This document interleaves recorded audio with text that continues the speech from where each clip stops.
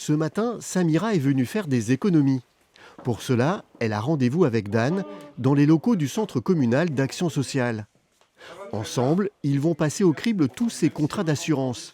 Mutuelle santé, assurance habitation ou automobile. L'objectif pour Samira est d'économiser quelques euros face à des tarifs qui augmentent.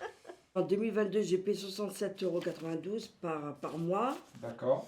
Et là, ils ont augmenté cette année, 73,11 €. Pour renégocier ces contrats d'assurance, la ville de Saint-Brice-sous-Forêt a fait appel à une entreprise solidaire d'utilité sociale, dont le rôle de conseil est primordial.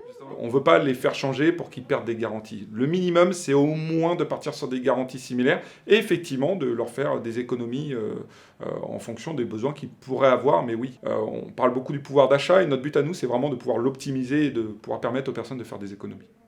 Après une étude des garanties de sa mutuelle santé, Samira est déjà gagnante sur son ancien contrat. Déjà, le tarif a changé. Les prestations, il y a plus de prestations. Et on s'occupe de rien. Les économies réalisées vont d'une cinquantaine d'euros à plus de 1 000 € par an pour certains contrats, avec les mêmes garanties. À Saint-Brice-sous-Forêt, ce dispositif gratuit pour les habitants a été initié par la mairie. Un service qui sort de la compétence de la ville, mais que le maire assume en période de flambée des prix.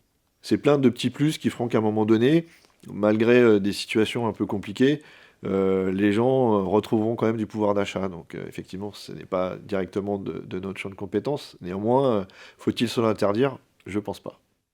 Depuis la mise en place du dispositif d'assurance pour tous, une centaine de familles ont été accompagnées à Saint-Brice-sous-Forêt et plus de la moitié ont décidé de changer d'assurance avec des économies à la clé.